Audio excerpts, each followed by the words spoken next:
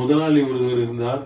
அவருடைய வீட்டிலே வேலை செய்யும் ஒரு வேலை ஆட்கள் ஒருத்தர் இருந்தார். அந்த வேலை ஆட்களை கூப்பிட்டு ஒரு கண்ணாடி வாங்கிட்டு வரும்படி அவரை உத்தரவிடுகிறார். அவர் உடனே எந்த கண்ணாடி முதலாளி, மூக்கு கண்ணாடியா அப்படின்னு கேட்கிறார்.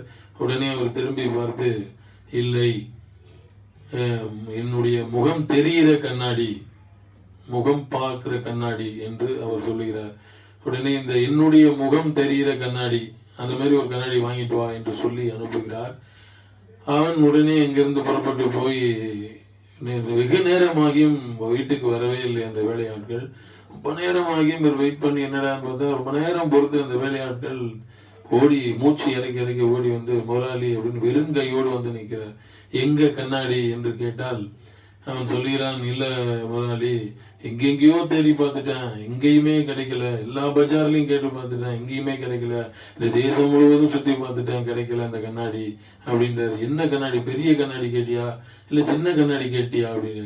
இல்ல கண்ணாடி, உங்க முகம் தெரிகிற கண்ணாடி கேட்டேன், எல்லா கண்ணாடியிலையும் ஏன் முகம் தான் தெரியுது, உங்க முகம் தெரியல அப்படி என்று அவன் பதில் சொல்லியிருக்கிறான். முதலாளிக்கு பெரிய அதிர்ச்சி.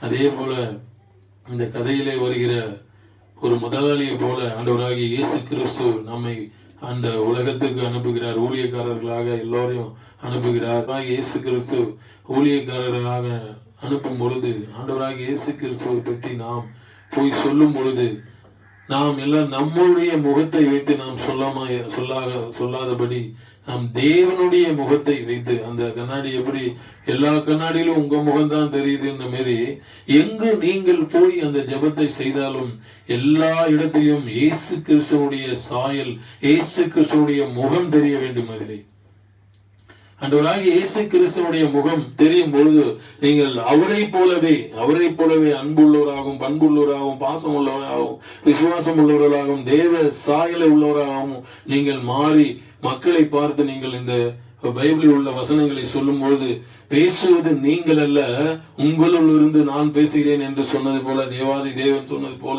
உங்கள் முகத்தில் இருந்து எந்த கண்ணாடியில பார்த்தாலும் ஆண்டவராகிய இயேசு கிறிஸ்துடைய முகம்தான் தெரிய வேண்டும்.